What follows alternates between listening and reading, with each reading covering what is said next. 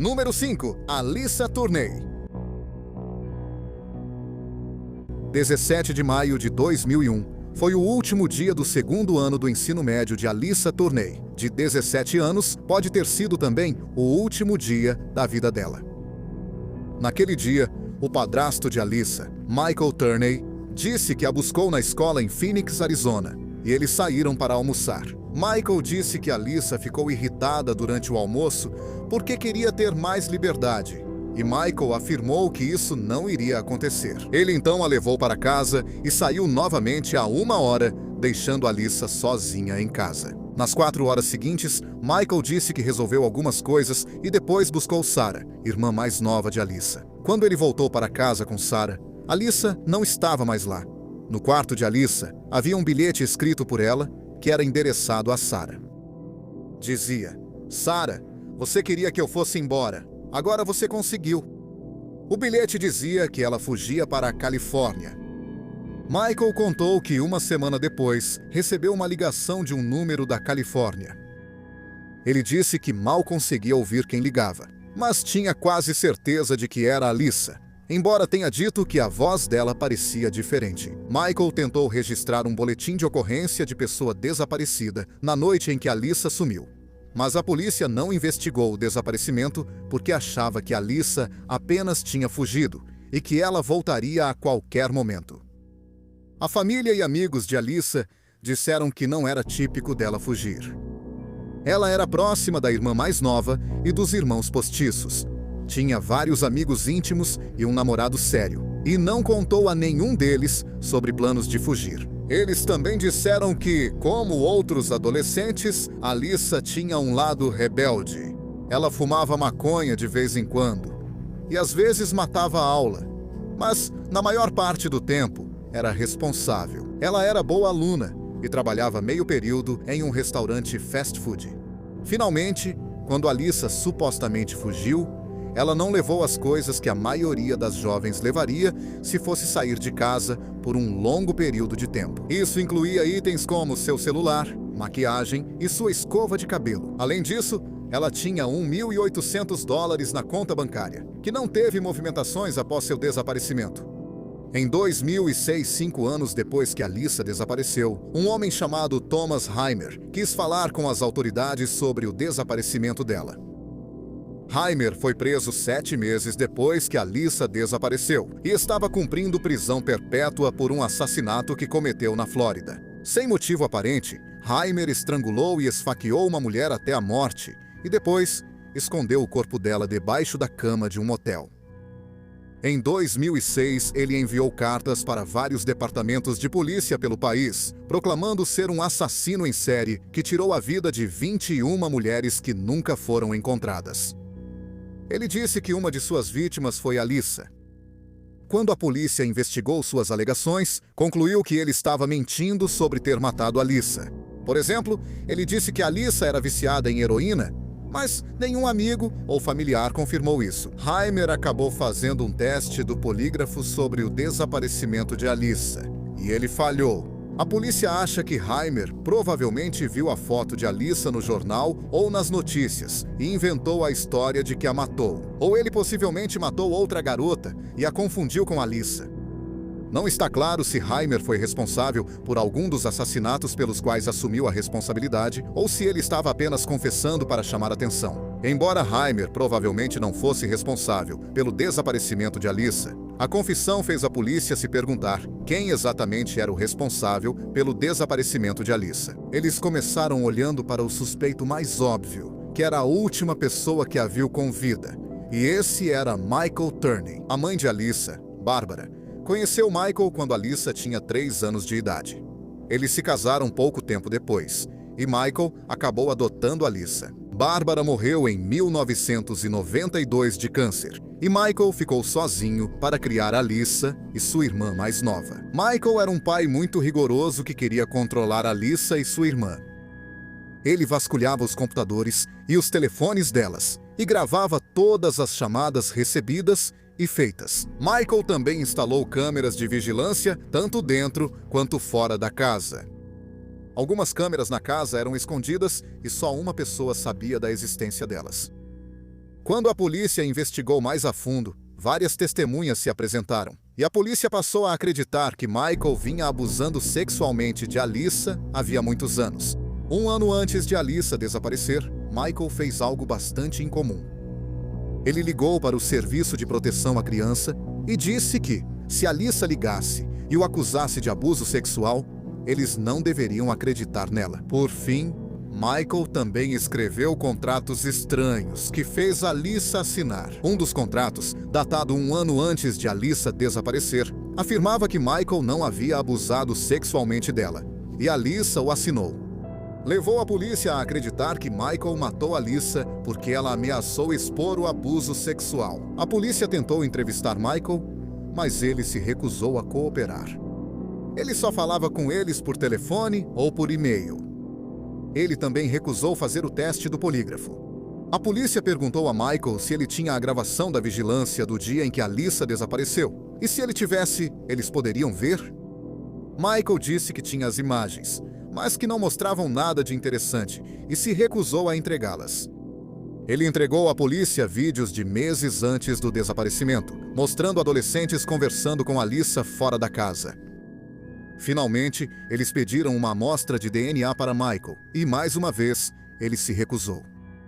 A polícia, cansada dos impedimentos de Michael, obteve uma ordem judicial para coletar seu DNA. Ao entrarem na casa dele, fizeram uma descoberta surpreendente.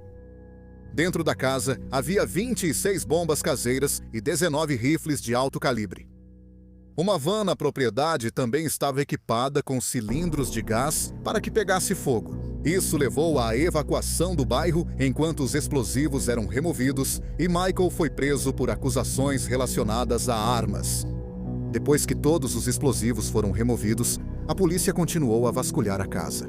Eles encontraram gravações em vídeo de Alyssa desde a década de 1980, mas não havia nenhuma gravação do dia em que ela desapareceu. Eles também encontraram um manifesto de 98 páginas escrito por Michael chamado Diary of a Madman Martyr.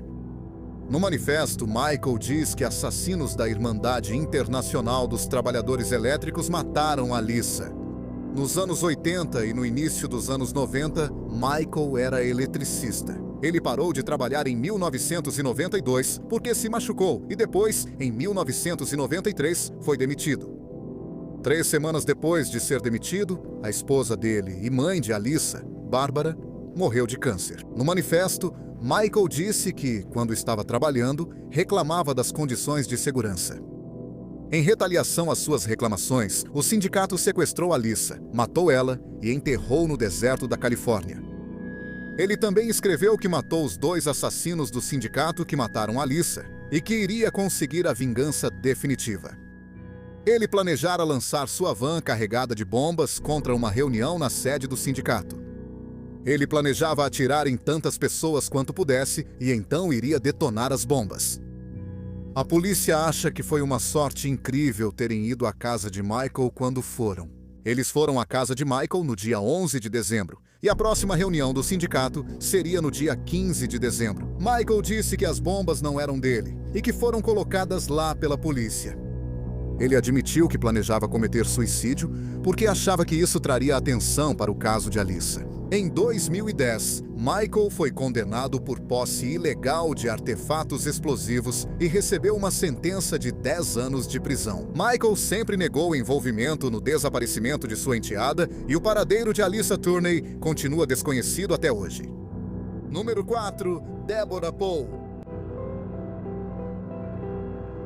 No final de 1989, Deborah Poe, de 26 anos, mudou-se da Virgínia para Orlando, Flórida. Em Orlando, Poe tinha 2 empregos em tempo integral.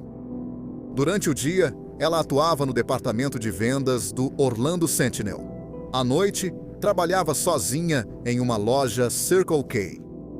O namorado de Poe estava preocupado por ela trabalhar sozinha à noite na loja. Em vários de seus turnos, homens a assediaram.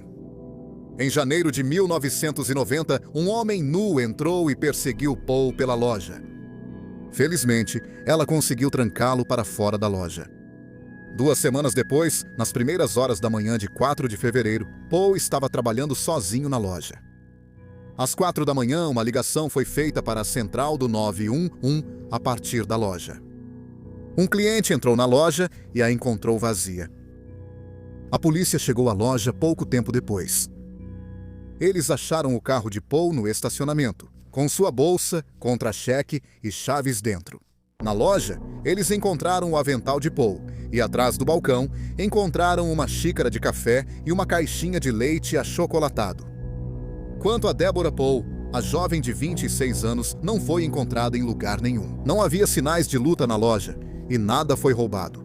Então, a polícia nem tinha certeza se Deborah Paul saiu por vontade própria ou se foi forçada fisicamente a sair da loja. A polícia levou cães farejadores à loja, que detectaram o cheiro de Deborah Paul.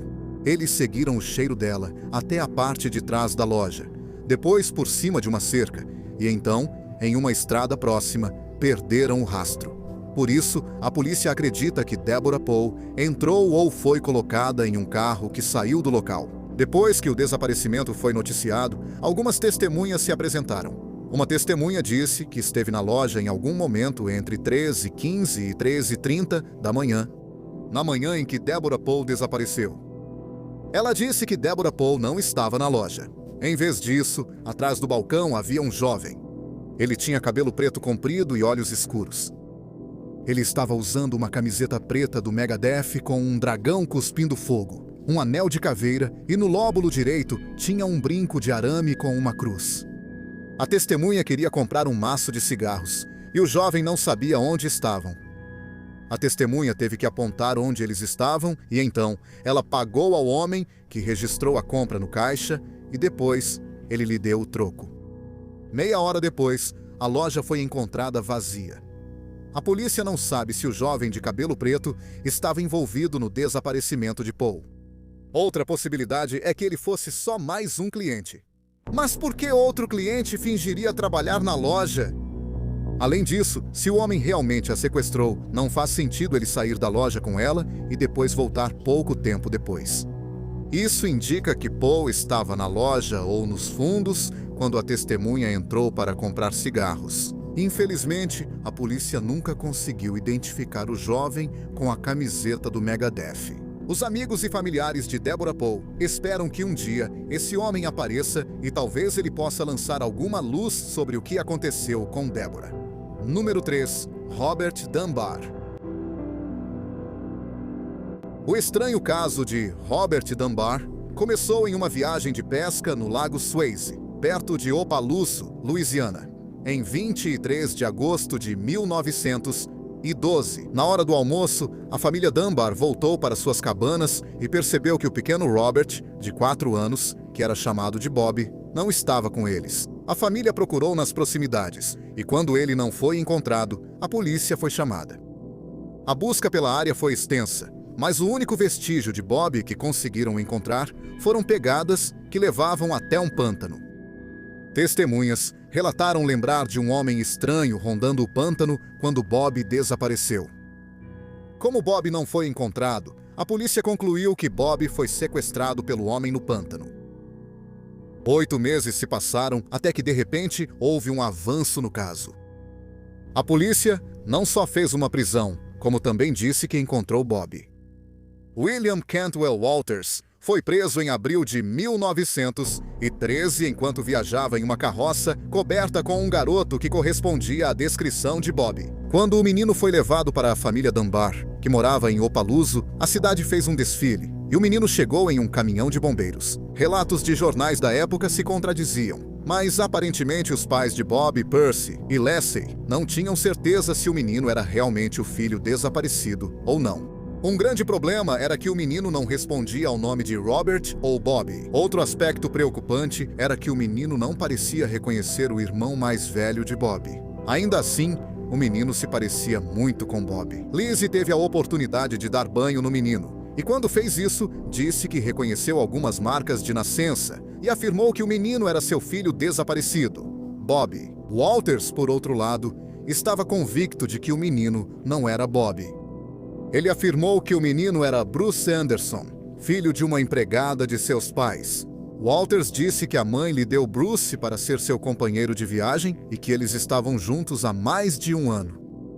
Nesse momento, a história estava ganhando manchetes nacionais. E foi quando uma mulher chamada Julia Anderson, de Barnesville, Carolina do Norte, apareceu e disse que o menino era seu filho Bruce. Assim como Walter disse, ela era empregada dos pais dele e realmente entregou Bruce para ele. Ela disse que, em fevereiro de 1912, deu permissão para Williams levar Bruce por alguns dias. Mas, em vez disso, ele ficou com o menino por 14 meses. Ela nunca denunciou o sumiço de Bruce e acreditava que Walters um dia voltaria com seu filho.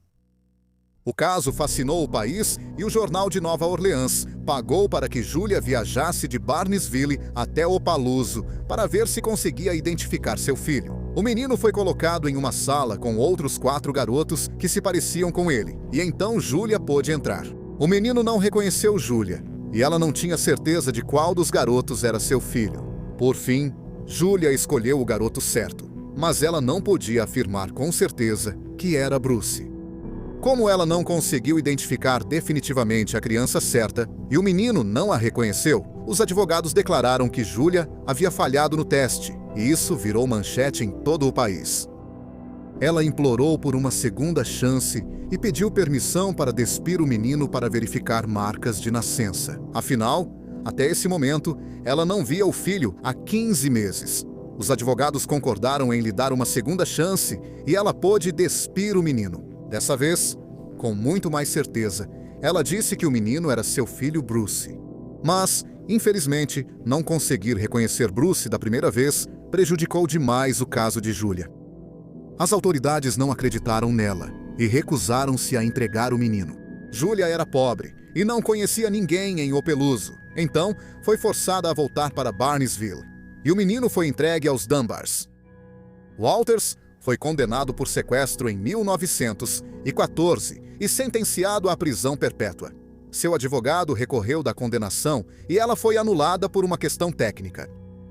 Ele foi libertado após passar 2 anos na prisão. A cidade decidiu não julgá-lo novamente porque o primeiro julgamento foi muito caro.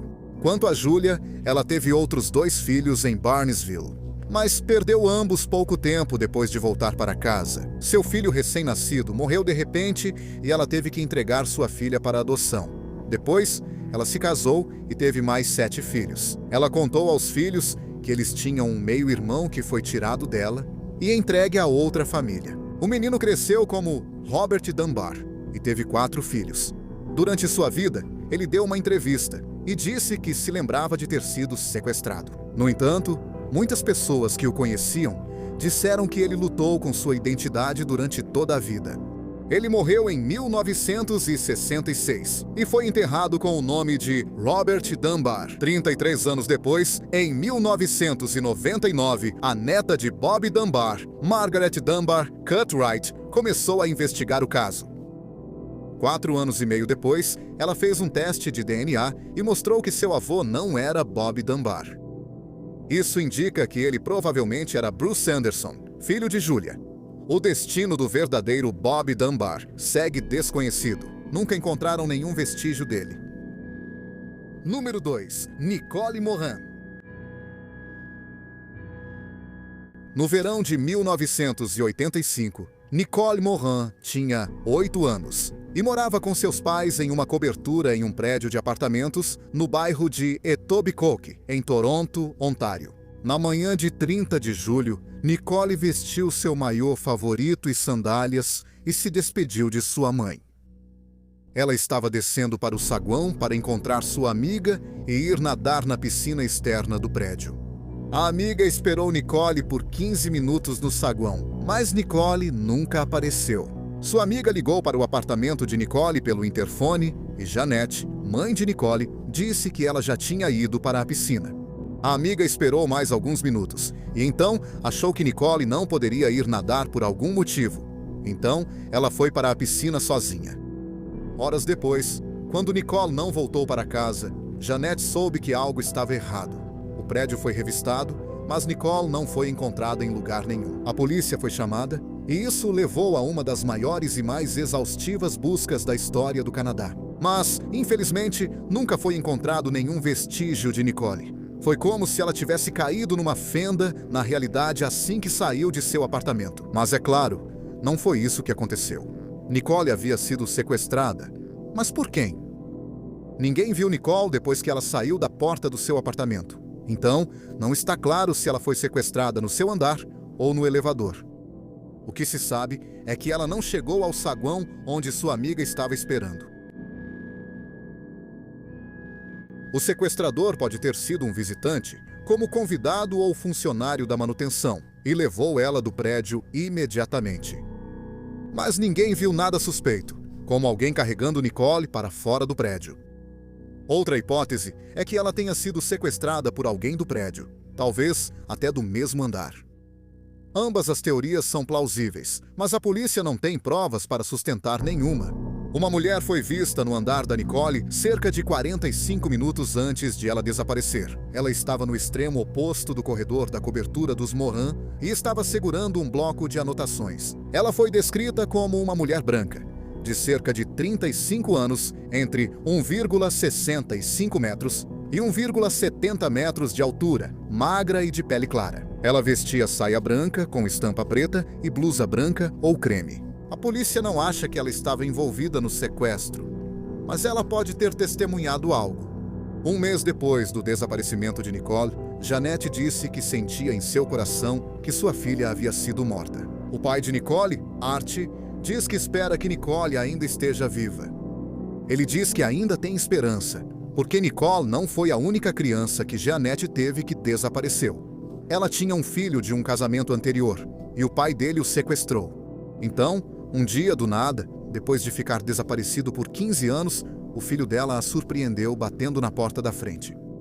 Infelizmente, Janete nunca soube o destino do segundo filho que desapareceu. Ela morreu de ataque cardíaco em 2007. 29 anos depois do desaparecimento de Nicole, a polícia anunciou que estava reabrindo o caso. Pouco tempo depois, uma denúncia chegou e a polícia foi orientada a procurar uma propriedade rural no município de Springwater, Ontário, que fica a cerca de 1 hora ao norte de Toronto. A polícia recebeu uma denúncia para procurar naquela área pela segunda vez. A polícia já havia procurado naquela área em 1985 porque uma ligação anônima os levou até lá. A polícia vasculhou a área 2 vezes, mas não encontrou evidências de que os restos de Nicole estavam lá. A polícia e o pai de Nicole têm esperança de que um dia Nicole será encontrada, e todos estão rezando para que, quando ela for encontrada, ainda esteja viva. Se Nicole ainda estiver viva, então ela tem 43 anos na época deste vídeo. Número 1. Edward Mapps.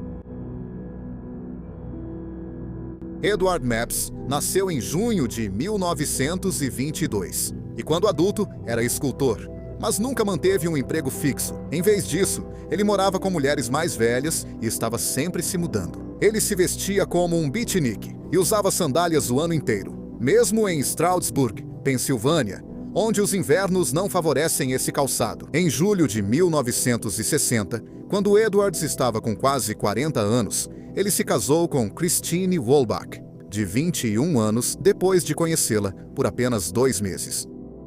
Em setembro de 1961, Christine deu à luz uma filha chamada Julia Louise.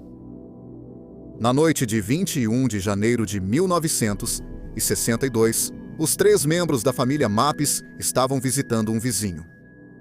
A vizinha disse que a visita foi agradável e que ganhou uma torta deles. Eles saíram da casa dela por volta das 21h05, e a vizinha disse que nada parecia fora do normal. Às 22h48, o quartel dos bombeiros em Stroudsburg recebeu uma ligação. A casa da família Mapps estava em chamas. Bombeiros chegaram rapidamente à casa da Mapps. Dentro da casa, eles encontraram Christine e Julia Louise. Tanto a mãe quanto a filha foram levadas às pressas para o hospital. Infelizmente, Julia Louise foi declarada morta ao chegar ao hospital. Ela morreu por inalação de fumaça. Christine morreu algumas horas depois, mas o incêndio não causou sua morte. Em vez disso, ela foi atingida 3 vezes na cabeça com um instrumento contundente de 10 centímetros. Ela morreu por hemorragia cerebral. O incêndio foi claramente um incêndio criminoso. Muito provavelmente, ele foi iniciado para destruir qualquer evidência na cena do crime. O restante da casa foi revistado e encontraram a carteira, documentos de identificação e algumas ações de Edward, mas ele não estava lá. 3 horas após o incêndio ser descoberto, Edward foi formalmente acusado do assassinato à esposa e à filha bebê. E em poucas horas, a rodoviária local, a estação de trem e todas as lanchonetes foram verificadas, mas ninguém tinha visto Edward. Com o avanço da investigação, a polícia ficou cada vez mais convencida de que Edward era o assassino. A polícia não aprovava o estilo de vida boêmio de Edward. A polícia descobriu que Edward tinha histórico de doença mental. Na Segunda Guerra, ele serviu nos fuzileiros navais. Após ser dispensado em novembro de 1945, ele precisou ser hospitalizado devido a problemas mentais. Ele foi diagnosticado com esquizofrenia, mas, em retrospecto, provavelmente sofria de transtorno de estresse pós-traumático ainda não reconhecido na época. Eles concluíram que Eduardo se sentia claustrofóbico em sua vida familiar. Então, ele espancou a esposa até a morte e depois, usando pilhas de roupas, mas sem acelerantes, ele acendeu 10 focos de incêndio pela casa. Em seguida, ele ligou o forno a gás a 450 graus e deixou a porta aberta para acelerar o incêndio. Depois, ele saiu pela porta e deixou sua filha de 4 meses morrer na casa em chamas. O fogo não consumiu a casa porque não recebeu oxigênio suficiente, já que as janelas estavam fechadas. Se as janelas estivessem abertas, a casa poderia ter sido destruída. Durante a busca por Eduardo, houve centenas de avistamentos não confirmados dele. Supostamente, Eduardo também ligou para algumas pessoas pelo telefone. Uma mulher, que disse ser amiga de Eduardo, recebeu uma ligação de alguém que dizia ser Eduardo, e ele disse que ele a mataria em seguida. Outra ligação foi feita para um homem que conhecia os pais de Cristina, Roberto e Júlia. Durante a ligação, Eduardo aparentemente disse ao homem para dizer a Roberto que ele o perdoava. O homem não sabia o que Eduardo queria dizer com isso, e não pediu esclarecimentos. Em vez disso, o homem incentivou Eduardo a se entregar. Eduardo pediu ao homem que mandasse seu amor para Júlia, e então desligou o telefone. A polícia considerou o homem testemunha confiável, e a ligação eliminou dúvidas de que Eduardo era o assassino. 6 meses após o incêndio, Eduardo ainda não havia sido encontrado, e foi incluído na lista dos 10 mais procurados do FBI. Ele permaneceu na lista dos mais procurados por 5 anos, e então o promotor em Strausberg solicitou que ele fosse removido por motivos que não foram divulgados. Então, em 21 de outubro de 1971, Eduardo foi declarado legalmente morto. O corpo dele não foi encontrado, e nenhum motivo foi dado para declará-lo morto. Até hoje, Eduardo nunca foi encontrado, vivo ou morto. Décadas depois, alguns investigadores duvidam que Eduardo tenha matado sua esposa e filha. Eles apontam que todas as evidências contra Eduardo são circunstanciais. O principal argumento que tenta provar que Eduardo é culpado é que ele não foi encontrado na casa. Mas isso levanta a questão: como Eduardo saiu da casa? Ambos os carros da família estavam na garagem com as chaves na ignição. Não havia ônibus naquela área. E empresas de táxi não registraram chamadas naquele horário e região. O corpo de bombeiros achou que o incêndio já estava queimando há cerca de 40 minutos antes da ligação chegar às 10h48. Isso indica que Christine foi atacada após as 9h05, quando eles saíram da casa dos vizinhos, e antes das 10h10, quando o incêndio começou. Em menos de 3 horas após o incêndio, Eduardo era o homem mais procurado da cidade. Mas, de alguma forma, ele conseguiu escapar sem ser detectado, sem seu carro ou algum tipo de transporte público. Isso indicaria que Eduardo tinha um terceiro carro escondido, ou que foi levado do local do crime por um cúmplice ou pelo verdadeiro assassino. Outro problema com o caso da polícia e do promotor contra Eduardo era que eles não gostavam do estilo de vida dele e faziam julgamentos infundados contra ele. Eles presumiram que ele era um solitário maldoso e que secretamente era um homem gay que odiava a vida em família. Mas todos os amigos e conhecidos de Eduardo disseram que ele era exatamente o oposto. Disseram que ele era um homem gentil e bondoso. Uma ex-vizinha de Eduardo contou uma história sobre como o marido dela tinha uma doença terminal, e Eduardo passava tempo com o marido dela todos os dias até o dia em que ele morreu, para que ela pudesse ir trabalhar. Além disso, todos diziam que ele amava a esposa e adorava a filha. Amigos e familiares de Eduardo também ressaltam que ele não tinha nada a ganhar matando a família e fugindo. Uma última estranheza encontrada dentro da casa foi que todas as esculturas de Eduardo haviam sido destruídas. Um suspeito alternativo que foi levantado por um jornal local em Stroudsburg foi o pai de Cristina, Roberto Walbach. Roberto tinha um temperamento violento e ele odiava Eduardo. Ele era fortemente contra o casamento de Eduardo e Cristina, mas permitiu que o casal morasse com ele e sua esposa Júlia. Quanto mais tempo Roberto passava com Eduardo, mais seu ódio crescia. Ele achava que Eduardo era preguiçoso e não fazia nada além de ficar sem fazer nada em casa o dia todo. Eduardo também não pagava por nada, embora Roberto suspeitasse que ele tinha dinheiro. As suspeitas de Roberto se confirmaram. Depois do incêndio, a polícia descobriu que Eduardo tinha um fundo fiduciário de $30 mil, do qual ele retirava dinheiro todo mês. Quando Eduardo sumiu, os saques cessaram. Também irritava Roberto o quanto Eduardo se achava no direito de tudo. Quando Eduardo morava com Roberto e Júlia, ele atendia o telefone e dizia: "Residência Maps", mesmo sem ter pago um centavo das contas. Em outubro de 1961, a paciência de Roberto com seu genro tinha acabado. Roberto não apenas odiava Eduardo, ele também culpava Eduardo pelos problemas recentes em seu casamento com Júlia. Chegou até a haver boatos de que Eduardo estava tendo um caso com Júlia. Então, um dia em outubro, Eduardo repreendeu Roberto por fechar uma porta. Então, Roberto deu um tapa no rosto dele e o mandou sair de casa, ou ele o mataria. Um mês depois, Eduardo, Cristina e o bebê se mudaram para a casa onde o bebê morreria e onde Cristina foi fatalmente ferida. Mais ou menos na mesma época, Júlia entrou com um pedido de divórcio de Roberto porque ela temia o quanto ele era violento. Roberto foi ouvido pela polícia 3 semanas após os assassinatos. Ele disse que, no momento dos assassinatos, estava em um voo da companhia aérea do Alasca de Miami para Nova York e fez check-in no hotel às 3h15 da manhã. Mas havia 2 problemas com o álibi dele. O primeiro é que a Alaska Airlines não tinha um voo de Miami para Nova York naquele horário. Só uma companhia aérea tinha voo de Miami para Nova York naquela noite, a Paramount Airlines. Outro problema com o álibi de Roberto é que um amigo da família tentou ligar para ele às 4 da manhã, no quarto do hotel, mas ninguém atendeu. Ele só conseguiu falar com Roberto às 8h10 da manhã. Não há registro de que polícia ou FBI tenham investigado essas discrepâncias, possivelmente por acreditarem que Eduardo era o assassino.